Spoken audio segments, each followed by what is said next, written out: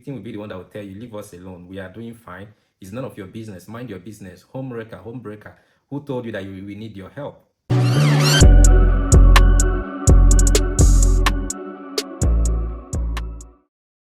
Hello everyone, welcome back to my YouTube channel. In this episode of Stages of Toxic Relationship, I've already released the episode 1, which is somewhere in the video. If you've not watched it, I would prefer you look at it before you come to this one. So this is the second episode in this series, where we'll continue from stage 5 as we've discussed stage 1 to 4 of different stages of toxic relationship. And also remember, the goal is to make sure you do not find yourself in a toxic relationship. We discussed the last time was the you owe me stage. So now we will go into the next stage, the 5th stage, which is the you cannot do without me stage. This stage, which is the you cannot do without me stage, this is where you start to see the subtle verbal abuse becoming dominant. They will start to remind you that I'm the only one who is here for you. If you leave me, you don't have anybody else left for you. It's more like a different level of gaslighting, trying to make you feel like without them, you are nothing. And to be honest, that's not true, but it's part of their business. They're liars, they don't tell the truth.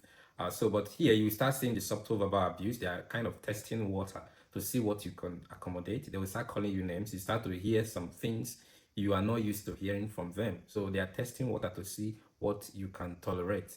It's not like I mentioned before, it doesn't happen exactly in all these stages I mentioned. They can jump from one stage to another. Some can jump from the kindness stage to this stage without even looking at any others, all the other stages that come before. For example, I have a case of I had this case of a lady who said that she was in a talking stage with a guy, and one day the guy called her and she couldn't pick up, and she woke up the next morning and went to work.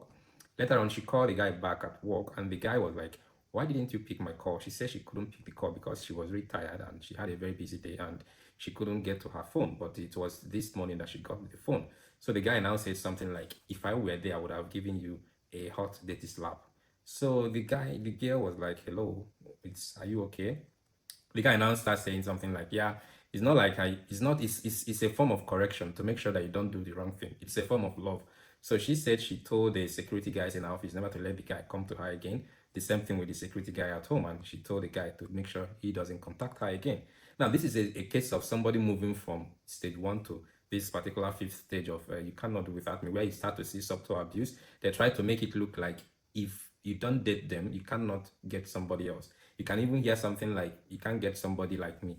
And true, I hope you don't get somebody like them, because it's going to be a disaster to get somebody like them again.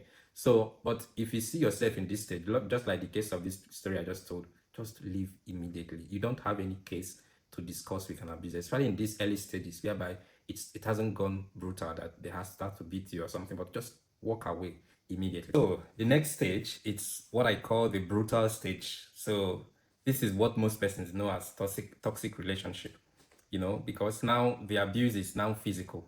It's not just emotional, because the previous stage, the abuse was more of verbal, emotional. So, but now it is physical. Now they can hit you, the first time they are usually hit and apologize. Then the second time they hit again, before you know it, it look like it's a normal. So now they can hit you, they can slap you, they can do whatever they want. Some of them will come back with gifts and stuff like that.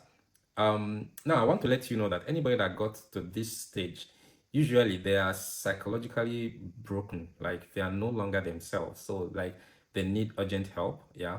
So because the person has strategically, like from the kindness stage, isolation stage, and the OMI stage, they've gaslight them to accept what they are doing at this stage. So this is the stage that you will see somebody having a black blue eye, telling you that they slipped and fell on the staircase and stuff like that, on the bathroom, in the bathroom, or something like that. So what I want you to know is that this is not normal, because most victims think this is normal. So I want you to know that this is not normal. And if you see yourself in this stage, it's the whole thing is, the idea is still the same. You need to leave. Like, there is no need to negotiate with an abuser. You just need to walk away. And when you are walking away, don't walk away with the hope that they will call you back, because if they call you back, it's to continue with where they start. And if you come back without them calling you back, I'm sorry, you're going to magnify the whole thing and make the whole thing worse. So it's to walk away.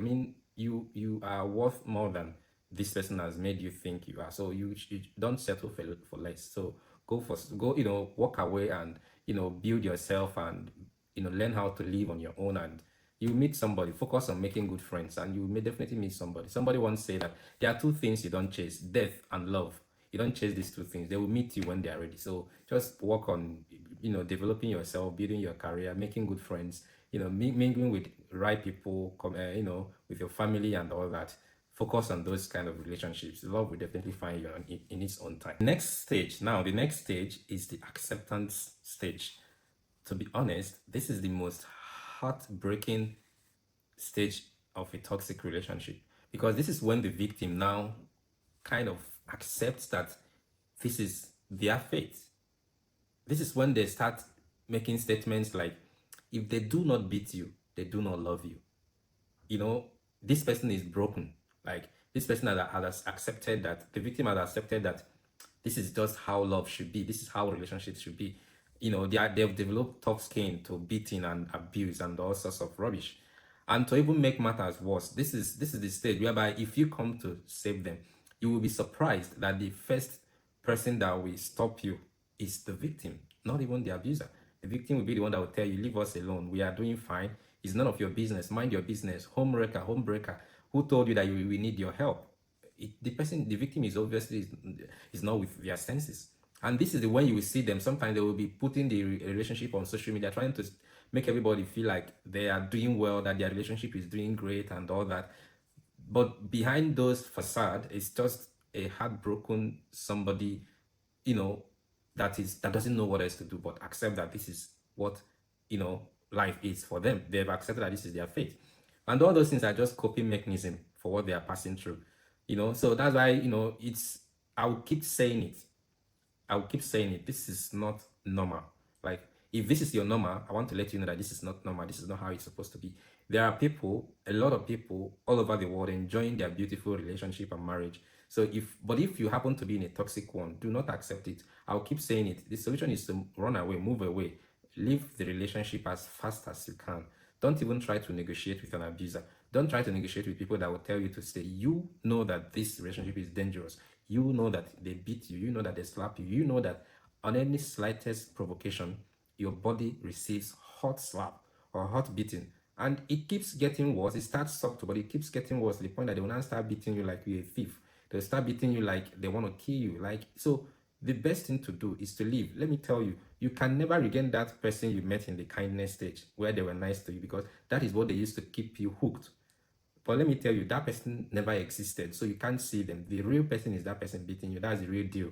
So, and it's not something you should settle for. So, the solution is to walk away, run as far as possible. Yes, I know people change, but people cannot change for you. People change when it suits them. So if you're there hoping that they will change for you, it's a very dangerous game. They might kill you and then marry somebody else that will raise your children and all that. So it's better you run away as fast as you can. So this is the most heartbreaking stage, which I hope nobody gets to, but we have to talk about it, and that is the acceptance stage. And this stage is the realization stage. Now, this is usually when something extraordinary happens. Maybe if there's a particular day that the beating or they hit the victim to the point that it was too much. It was more like maybe like a near-death experience. The victim thought they would die and they were scared. Like the beating was not just normal. It was too much, and the victim now start to think, I might die. They start to question some things. So it's more like the realization state, like something they start to doubt, like what is the way forward. Even though, yeah, but at this stage also, the abuser has made them believe that if they leave the relationship, nobody else can want them. So, and also this stage also, toxic relationship comes with so many side effects that you start seeing in this stage. For example, some people will start having memory loss. Some people will start having ear problem. They can't hear properly. Some people might be the sight that they've hit them in the eyes that they can't see properly, or give them some intense long-term headache, or maybe they must have broken some bone that they felt like, no, this is not normal. Like for the first time, like the beating is so much that probably they lost one eye, or maybe they lost one ear, or maybe, sorry, this is not funny, but they lost, it was so much that the victim now say, wait a minute, I might actually die. So they will now start to question. It's more like they're trying to realize that, okay, something is wrong. How did I get here? It's usually when they are in that state. For example, I know of a story of a woman that died in a toxic relationship. So she said, when she was telling her story before she died, like when people were giving the narration, like friends were talking about how the relationship was going on, they said there was a time she ran to her parents' house. Why did she run away? She said the husband beat her and left her on the floor and left. She said she thought she was dead. And when she woke up, she found out she was not dead. And she said it scared her. And then she ran away. But the problem she made was that she later came back. And then the guy killed her. Not on that same day, but with subsequent beating. And then the guy killed her. So the best is to run away. Now, at this stage, the victim is already thinking, wow, no, something is wrong. But the problem here is that, remember, they've been isolated. They've been isolated from good friends, isolated from families. They've been isolated from people that they could run to. They've been isolated from their work. They've been isolated financially. So now to leave will be a very big problem. So please, if somebody that got married and turned you back and turned their back on you and told you to get out, I don't need you again. If they all of a sudden start to contact you, please listen to them. Just forget about what they told you. Just listen to them. They might need your help, because now they're realizing that something is wrong. Maybe this is the opportunity to send them this video series and tell them, watch this video, this is what you're passing through, so that they will know what they are into. It will help them recall that this is not normal. So please, talk to them, listen to them, and if you can, help them live. Because if you don't do it, if you don't help them live, see, one day you come and carry them in a body bag, because that's usually the end. So, and also, if you are a victim in this state, please, please, please, I keep ending every part of this video. I keep saying, you have to leave. You don't negotiate with an abuser. They don't change for you. They only change for themselves when it suits them. And I don't know if you will still be alive at that time. So you only have one life. You don't, so leave it, love yourself, for Christ's sake. Love yourself. Don't stay where you will be beaten, or where you don't stay in a dangerous place. A toxic relationship is dangerous. So please, I've seen many cases, and anytime I try to postpone making this kind of video, it seems I'll keep seeing some bad news, sad news online where people died in a toxic relationship. So please run away as fast as you can. So this is where I will end for this particular episode, which is the second episode. I will continue the third and last episode in the next video. So please, thanks for listening to this point. I'm hoping to see you next time, and send this video to your friends. Please like and also tell me what you think about these stages, and maybe share your experiences so that somebody might be reading, that will be motivated to take an action, that they will know that, okay, I'm not actually alone. Until next time, see you.